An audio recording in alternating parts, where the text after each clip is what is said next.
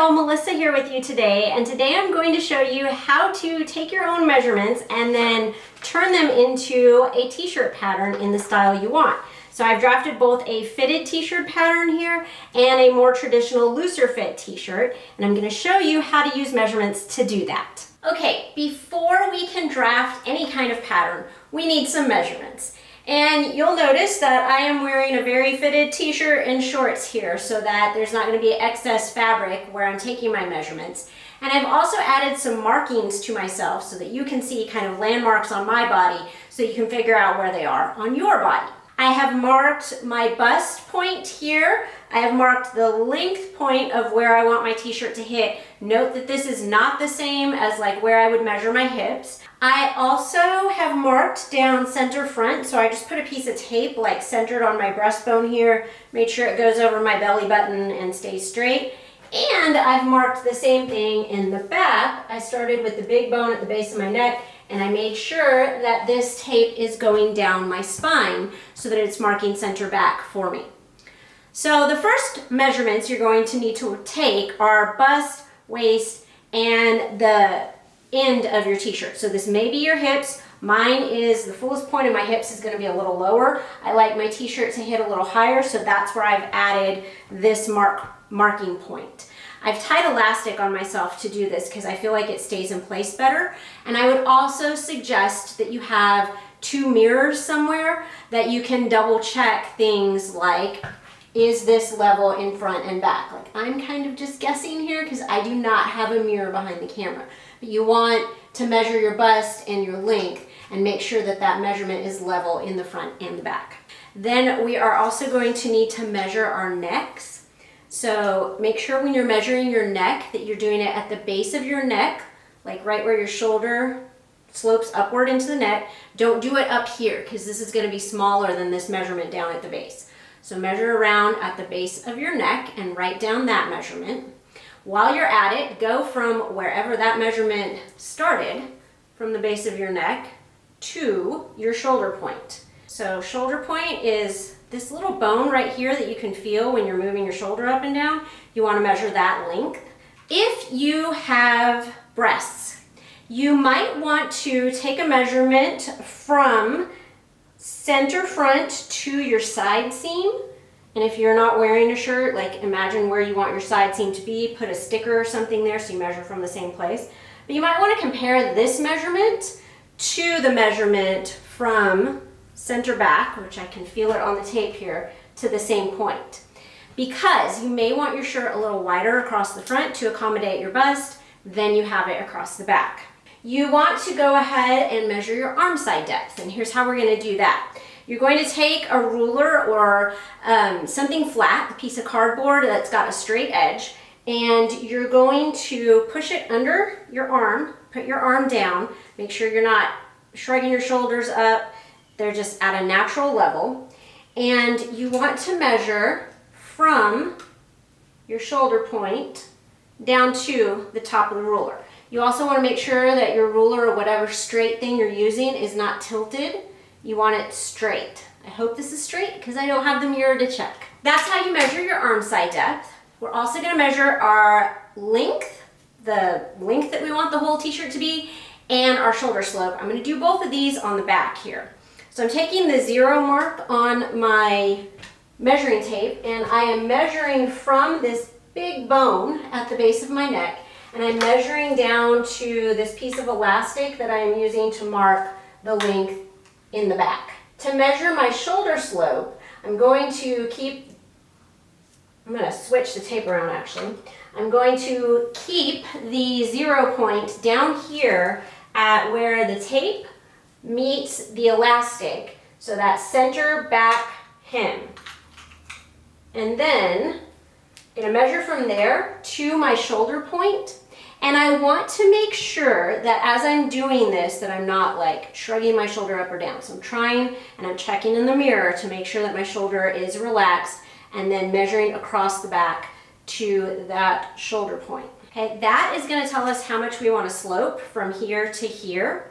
And the reason we don't measure it in the front, as women, if you have breasts and you try to measure it in the front, you're going to get a longer length than you would. in the back, and you're gonna think that like your shoulder pattern needs to go up, which is not the case. It's just because it's gonna be a longer line because it's going like over your bust. In the back, you're generally a little bit flatter, and so it's easier to measure from that center back to the shoulder point instead. Okay, once you have all of those measurements, then meet me back at the camera and I'll show you how to draft this pattern. Once you have your measurements, then we are going to draft our pattern. And so for that, you're going to need paper, you're going to need a ruler and a pencil. Optionally, you can use a French curve. I am not going to use it because I am going to be drafting on this 1/4 inch graph paper where you can see the grid lines, so it'll be much easier for you to see. For paper, I like to recommend buying wrapping paper on clearance at Christmas, and it has these grid lines on the back. This is really easy to draft on because it already has those grid lines printed for you, and it's very cheap. So the first thing we're going to do for drafting a t-shirt is you need to decide, do you want a really fitted t-shirt like what I'm wearing, or do you want a more traditional one that has a little bit of ease in it above your body? If you want the more traditional, looser t-shirt, you're going to need to add to your measurements, and we'll talk about that as we go. I'm going to be drafting 2 versions of this t-shirt, the fitted version here and the not fitted, looser version here. So the first thing you need to do is take that length measurement that you took on the back, and we're just going to mark that out on your grid. I'm using my ruler to help me draw a straight line, and I will darken these lines with a marker in a bit. So starting with my pencil line, here is my length, and then for the less fitted t-shirt, we'll do the length here. Here's where you need to add inches. You need to take either the bigger of your chest or waist measurement, and if you want a looser t-shirt, you need to add somewhere between 2 and 4 inches to that measurement. This is going to depend a little bit on what your actual measurement was. So if you're on the smaller end of the size range, adding 2 inches is plenty. If you're on the larger end of the size range and you add 2 inches, it's really not going to make a ton of difference because it's going over a larger circumference. So you might want to add 4 inches. And if you're somewhere in between, then, choose how much extra ease you want in your clothes. So take that final number, whatever your waist or chest, whichever one was larger, and then add the inches if you're going to add them. Whatever your final number is, divide it by 4. So in my case, on the fitted shirt here, I'm going to end up at 8.5, and you can just count on your grid line. You don't have to measure them with the ruler. And for the less fitted one, that's going to take me out here to 9 boxes, and I'm just kind of making a little tick mark. And then you want to make a rectangle that is that wide by the length of your first line. So I'm going to sketch that out in pencil here. Okay, so that's going to kind of be our rectangle that covers our bases, but we are not rectangles. We have curves, so now we need to add them. The first thing we're going to start with is your neck curve. So if you were just a box, you could easily just like measure over the amount of your neck, a 1/4 of your neck, right? Just like we did a 1/4 of the circumference here. However, our necks aren't just going to go like here. We actually want it to come down a little bit, and we want it to come down a little bit more in the front than we do in the back. So we're going to start by drafting the back of the pattern here, and I'm going to drop the back neckline 1 inch. So I'm making a tick mark there. And then you want to take your neck measurement and you want to divide it by 5, since we are curving it instead of just measuring straight where we would divide by 4. So if my neck is 13 and I'm dividing that by 5, that gives me 2.6, a little over 2.5.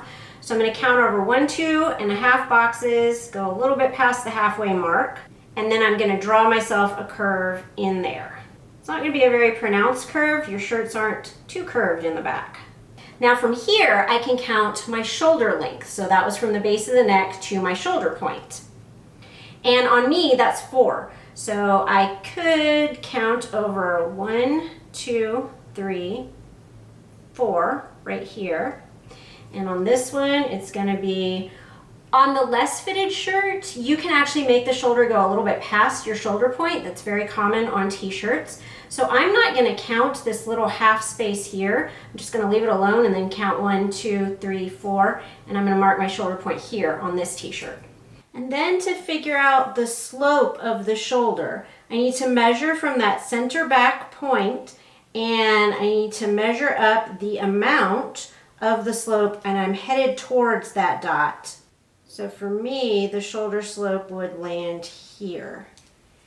And so I need to then make sure that this length is the same as the length of my shoulder, and then draw it in. Same thing on the other side, going from that center back point up. Let's deal with creating this arm side here now. So the next thing we want to do is we want to count down the amount of the arm size. So on me, it was 6. So I'm going to go 1, 2, 3, 4, 5, 6. And here is where my arm side point will be on my fitted t-shirt. On a not so fitted t-shirt, you might want your arm side to be lower. Also very common on t-shirts, so you might add an inch to yours, and I'm going to come down 7.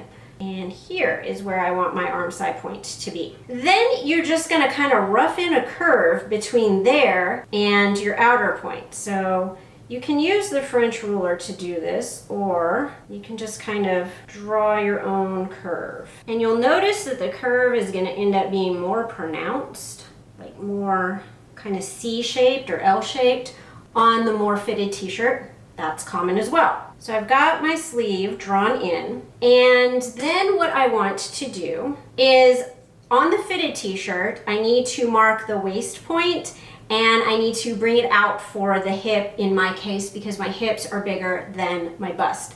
And when I say hip, I'm talking about where the bottom length of the t-shirt is. I measured there, and it is bigger around than my bust. So here I need to bring this out to 9 to here, and at the waist point, which you need to measure from center back neck to waist to where you measured your waist point, and you're going to bring the waist in. So if you go by your actual waist measurement divided by 4, in my case I'm going to come into 7¼ and then curve my waist point in and back out to this hip point. So here is what my fitted t-shirt pattern would look like. Now this is the back. For my less fitted one, this measurement, since I added inches, is enough to go around that same point on my body without adding even more inches. I could, however, swing this line out, and then it would have the same amount of looseness around my hips as it did around my bust. The waist is going to be much looser because it's smaller on me, and there are more inches extra there. So I could still curve it in if I wanted. Most t-shirts though, like that you buy at the store, they're gonna be kind of straight-sided like this. And so for that fit, here's what my pattern would look like. Now we're gonna change 2 things for the front pattern for each of these. First, we are going to drop the neckline on the fitted one. We're gonna drop it another inch. So I'm gonna make a tally mark there, and we're gonna come up and make a curve for the front. For the less fitted version, I am only going to drop 3/4 inch, not a whole inch, and we're gonna curve. This is completely up to you though. You can change the neckline however you want. If you want a V-neck, you can mark yourself a V-neck when we get to the front here. So I've got my neckline marked, and the other change I'm gonna make is to the shoulder point. So I'm gonna drop the shoulder point on each of these a 1/2 inch. And so here's what my new front shoulder would look like. So for my front pattern piece, I'm going to trace that out in green so you can see it differently from the back pattern piece. So it goes to the same shoulder point and then it slopes down. The reason you slope the shoulder a little bit more on the front is because most of us have a shoulder that points a little bit forward. So you need a little bit extra length on the back side and a little bit less length on the front side to get that seam to rest evenly in the middle of your shoulder. So here's what my patterns would look like for the front and back. Let's talk about the sleeve. Okay, for your sleeve, the first thing you need to do is measure this arm side curve here. So if I measure mine on my little quarter scale model, it's going to be 1 7/8 for the back side, and it's 1 3/4 for the front side. So that total length is going to be 3 5/8. So 3.625 is the length on this one. On this one, I dropped the arm side a little bit, so I'm going to get something different. This one is 2 1/8 and 2, so this one's going to be 4 1/8 or 4.125. Okay, I need that number because to draw my sleeve, I have two measurements. I need to know that side length, and I need to know how long I want the sleeve from my shoulder point. So like if you go from your shoulder point, on this fitted one here, my sleeve is 5 inches long.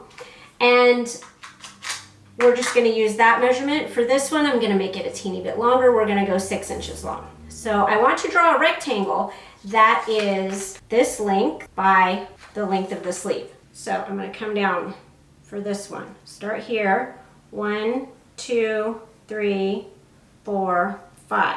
That's gonna be my whole sleeve length here.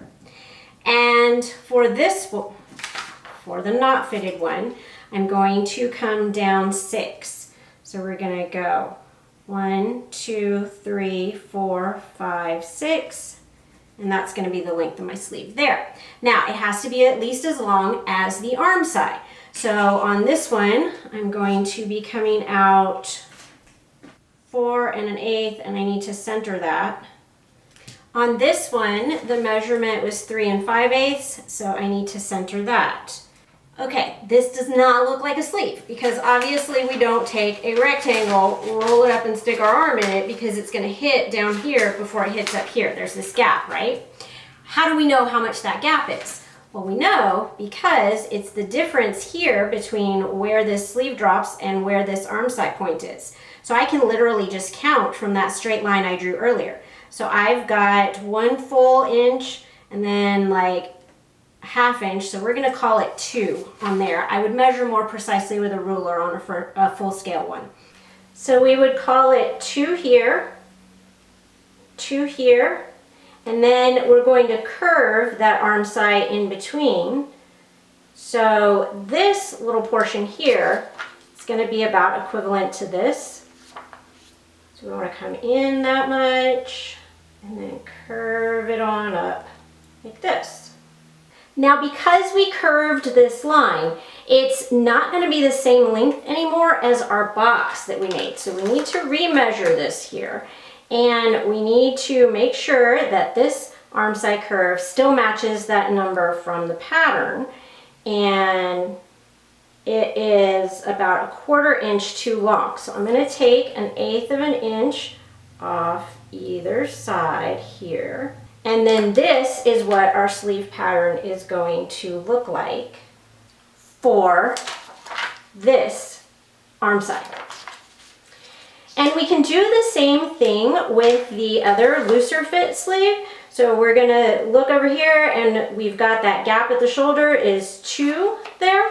So again, we're gonna come in 2 here down, and we want to curve up and back down. And I'm curving less here because this is less of a curve than here. So we're coming in here, and then we need to measure. This one should be 4 1/8, and it actually is really close, so I don't even have to change that. And this one's gonna be a little bit wider, and this is what our sleeve will look like. And then the last thing you need to do to these pattern pieces is you need to add seam allowances. And you don't need to add them to center front and center back, but you do need to add them along the neckline, along the shoulders, arm size, side seams, and then you need to add a hem allowance to the bottom. On the sleeves, they need seam allowances all around the sides, the sleeve cap, and then they need a hem on the bottom. Finally, in order to put in a neckband, you are going to need to measure the seam lines on the neck pieces here. So you'll do the front, you'll do the back, you'll add those together times 2, so that's the whole way around my neck. Then I multiply that number times 0.85. That's usually a good starting place for most t-shirt fabrics. However, I have a whole video linked here about neckbands that's going to get into some of the subtleties of working with neckbands and how you want to do that for your t-shirt.